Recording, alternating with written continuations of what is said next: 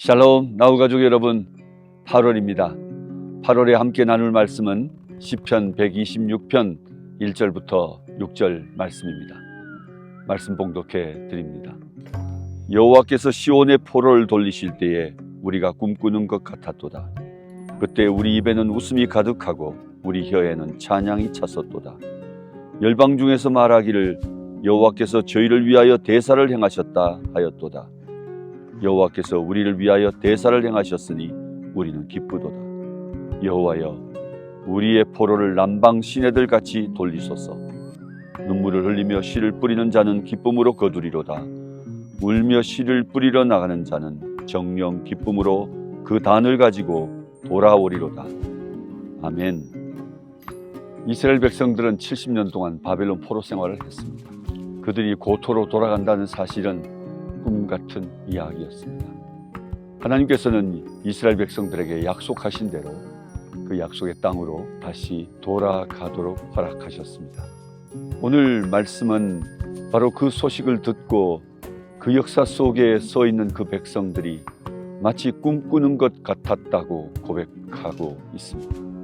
열방은 그 백성들이 고토로 돌아가는 그 역사를 하나님께서 그들을 위하여 대사를 행하였다 말했습니다. 하나님이 그들을 위해 큰 일을 행하신 것을 기억하며 그들은 기뻐하며 약속의 땅으로 돌아갑니다. 그들의 입에는 찬송이 가득했습니다. 그 약속의 땅으로 돌아가 복된 고토에 선 그 백성들에게는 그들이 기대했던 것과는 다른 현실들이 존재하고 있었습니다. 예루살렘 성은 무너졌고 성전은 불타버렸고 그리고 그들이 거주할 거처도 없습니다. 그들이 경작하던 땅들은 황폐되었고 모든 것들을 다시 시작해야 되는 그런 상황이었습니다. 바로 그때 그들은 여전히 하나님 앞에 기도합니다. 하나님, 우리의 회복을 남방 시내같이 이루어 달라고 말입니다.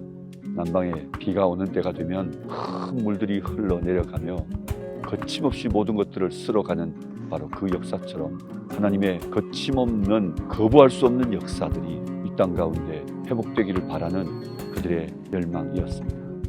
그때 오늘 말씀 5절, 6절이 주어지고 있는 것입니다.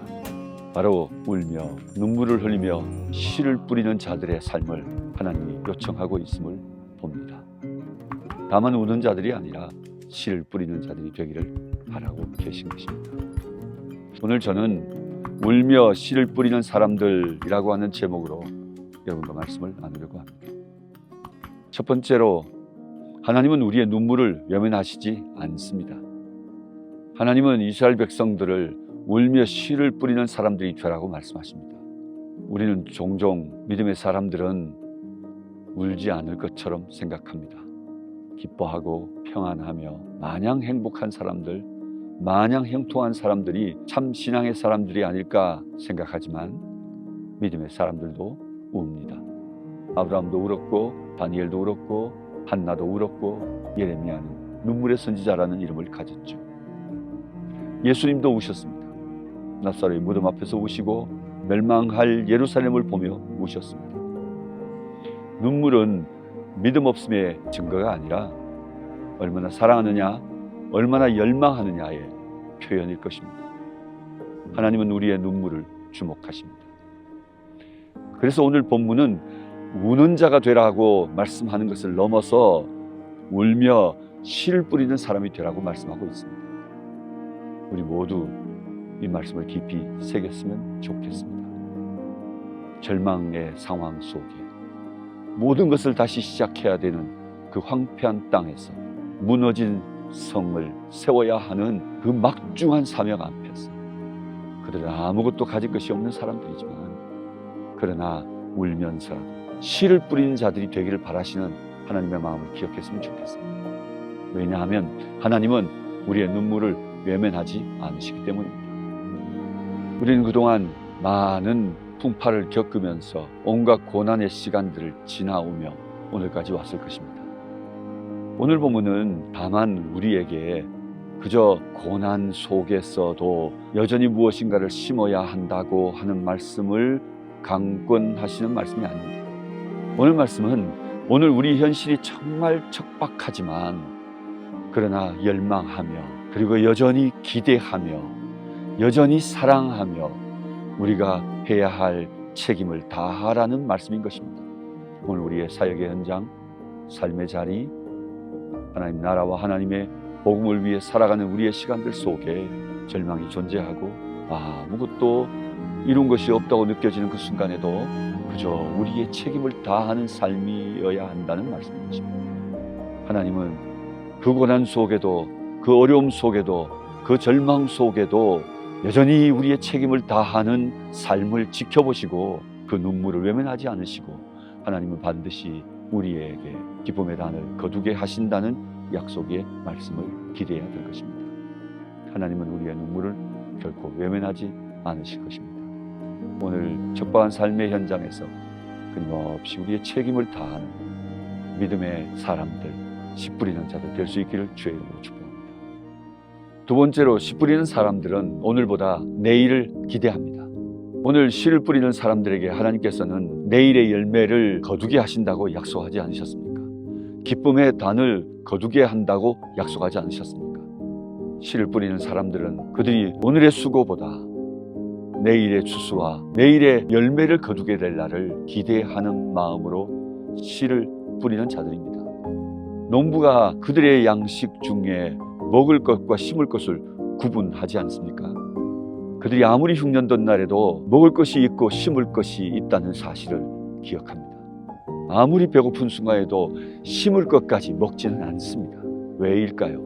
그것은 바로 오늘만 살고 끝나는 삶이 아니라 내일도 살아야 한다는 사실을 기억하기 때문입니다. 뿐만 아니라 내일 심어야만 그 내일을 이어 또 내일을 살아갈 수 있기 때문입니다.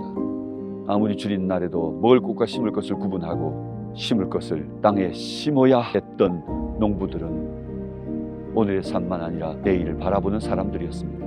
그들은 또한 그 씨앗을 심으면 거두게 하실 하나님의 약속을 믿는 믿음을 가졌던 것이죠. 우리 모두 농부의 믿음, 농부의 소망을 가진 자들이 되었으면 좋겠습니다. 믿음은 바라는 것들의 실상이요 보지 못한 것들의 증거라고 히브리서는 우리에게 말하고 있습니다. 그렇습니다. 우리가 바라는 것, 보지 못하는 것들, 그렇지만 오늘 심으면 내일 그날이 우리에게 온다는 사실을 믿는 믿음이 필요합니다. 땅속에 씨앗을 심으면 사라지죠.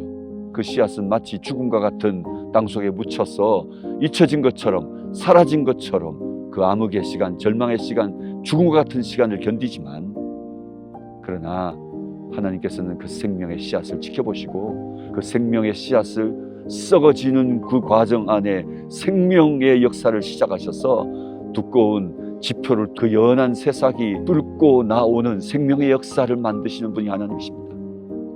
농부는 이 사실을 정확하게 믿고 있는 것이죠. 이 땅에 씨 뿌리는 자들은 기억해야 합니다. 우리는 내일을 바라는 자들인 것을, 내일 하나님이 만드실 생명의 역사를 믿는 자들이 되어야 합니다.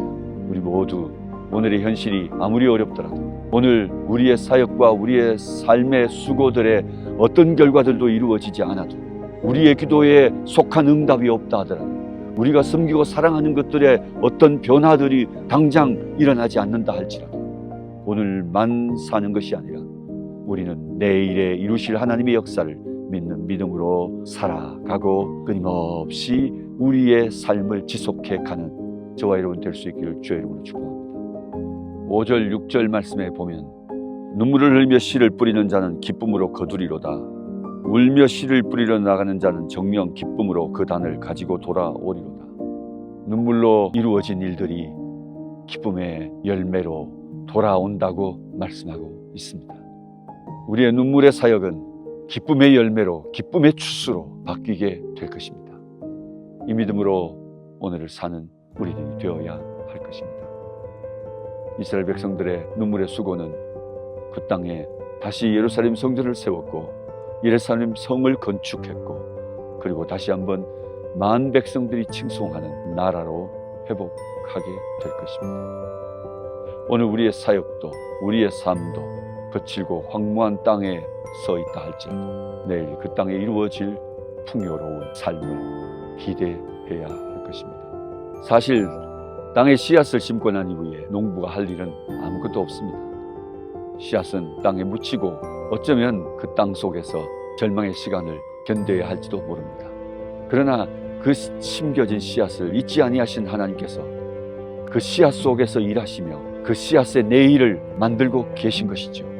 싹을 틔우시고 뿌리를 내리고 잎을 피우고 열매를 맺게 하시는 분은 하나님이십니다. 나는 심었고 아볼로는 물 주었고 자라나게 하시는 분은 하나님이시다.